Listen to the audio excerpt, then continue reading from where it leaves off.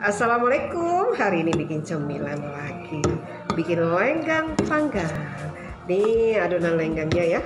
Takirnya sudah siap. Cantik kan takirnya? Tuh.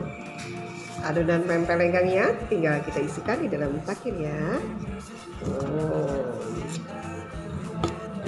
Banyak varian ya makanan khas Palembang. Salah satunya pempek lenggang panggang seperti ini.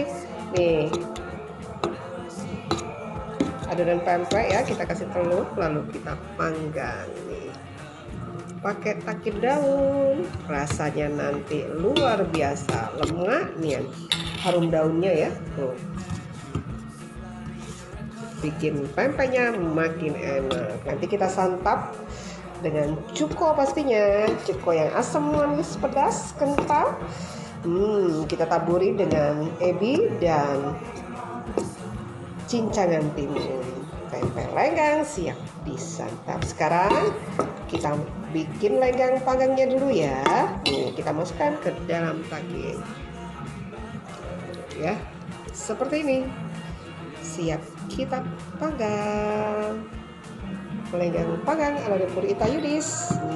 Mantap nih, seperti ini ya. Kita panggang dulu ya. Nah ini ya, lenggang panggangnya siap kita panggang ya. Adonan sudah kita isikan ke dalam takir daun seperti ini ya. Cantik dan rapi sekali ya. Tinggal kita panggang sampai matang dengan api kecil.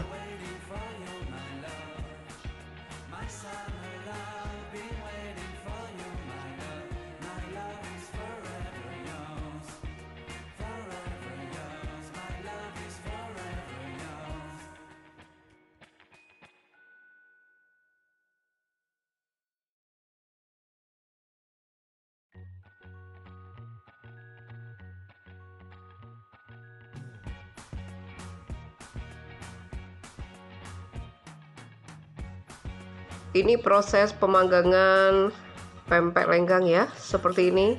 Kita panggang dengan api kecil sampai matang. Ini hasilnya ya, lenggang panggang yang cantik, lembut dan lemaknya.